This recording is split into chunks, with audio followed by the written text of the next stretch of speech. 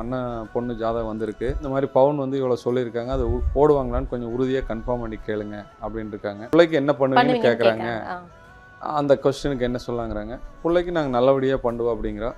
இல்லை நல்லபடியாக ரைட்டுங்க, என்ன பண்ணுவீங்கன்னு கேட்குறாங்க. கணக்கு என்ன பண்ணுவீங்கிறத கொஞ்சம் உறுதியிட்டு கேட்குறாங்க. அப்போ நாங்கள் வந்து 300 பவுன் நகை போடுவோம், நல்ல விதமாக ஒரு கார் வாங்கி கொடுக்கலாம்.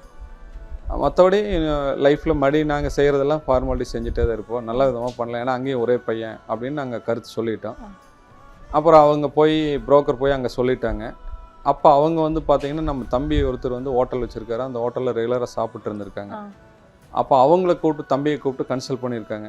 எனக்கு இந்த மாதிரி வந்து உங்கள் அண்ணன் பொண்ணு ஜாதகம் வந்திருக்கு, நாங்கள் வந்து பார்த்து ஓகே சொல்லிட்டோம். ஒன்று அவங்க சைட்லேருந்து கொஞ்சம் ஸ்ட்ராங்காக உறுதி சொல்லாமல் இருக்காங்கன்னு போய் கேட்டிருக்காங்க.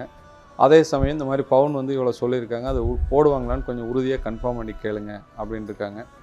அப்போ வந்து ஒரு 2-3 டேஸ் கழிஞ்சு நம்ம தம்பி ஒய்ஃப் 2 பேர் வந்து எங்களை கேட்டாங்க, இந்த மாதிரி வந்து ஜாதகம் கொடுத்தீங்களாமா பார்த்தோம்னா. ஆமாம், நாங்கள் பார்த்தா பிடிச்சோம், பாப்பாவுக்கு வந்து தொழில் இல்லைங்கிற ஒரு காரணத்தினால அது கொஞ்சம் பெண்டிங் வச்சுருக்கோம்.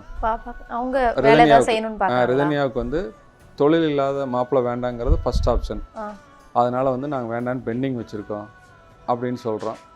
அப்போ வந்து தம்பி வந்து என்னங்கிறான், இல்லை நான் என்ற கடையில் நிறைய டைம் சாப்பிட்ருக்காங்க, ஒரு 10 இயர்ஸாக சின்ன வயசுலேருந்து சாப்பிட்ருக்காங்க, பையன் வந்து பெஸ்ட்டு தான், ஃபேமிலி பெஸ்ட்டு தான், தொழில் இல்லாட்டி என்ன, ஒரு 6 மந்த்ஸ் கழிஞ்சு ஏதோ ஒரு தொழில் செஞ்சால் போகுது அப்படிங்கிறாங்க. ரெண்டாவது இன்னொரு ஆப்ஷன் என்ன சொல்கிறாங்க, பையன் வந்து ஐஏஎஸ் எக்ஸாம் வந்து எழுதியிருக்கா, அப்படி அது ஃபஸ்ட் அட்டம்ப்டில் ஃபெயில் ஆயிடுச்சு, ரெண்டாவது அட்டம்ப்ட் வந்து ஒரே எய்ம் வந்து ஐஏஎஸ் தானாமான்னு சொல்கிறாங்க. வேலை இல்லைன்னு தெரிஞ்சுதான், அதாவது ஃபஸ்ட்டு வேலை இல்லைன்னு தெரிஞ்சுட்டேங்க, தம்பி வந்து சொல்கிறத இந்த ஐஏஎஸ் எக்ஸாம் எழுதியிருக்கான்னு சொல்கிறாங்க. அப்போ வந்து பொண்ணு என்ன சொல்கிறான், அப்போ ஐஏஎஸ் எக்ஸாமுங்கிற போது சாதாரணமாக எல்லோரும் வந்து அட்டன் பண்ண முடியாது, அப்போ ஐஏஎஸ் எக்ஸாமே எழுதுறங்கிற போது கொஞ்சம் டேலண்ட் பர்சனாக தான் இருக்கணும், அவரோட எய்மே வந்து ஐஏஎஸ் தாங்கிற போது நம்ம ஓகே ஒன்றும் பிரச்சனை இல்லை, மடி வந்து லைஃப் மேரேஜுக்கு அப்புறம் கூட ஐஏஎஸ் எக்ஸாம் எழுதுறதுக்கு உண்டான முயற்சியை பண்ணிட்டும் நானும் அவர் கூட சேர்ந்து கோஆப்ரேட் பண்ணுறேன் அப்படிங்கிறாங்க.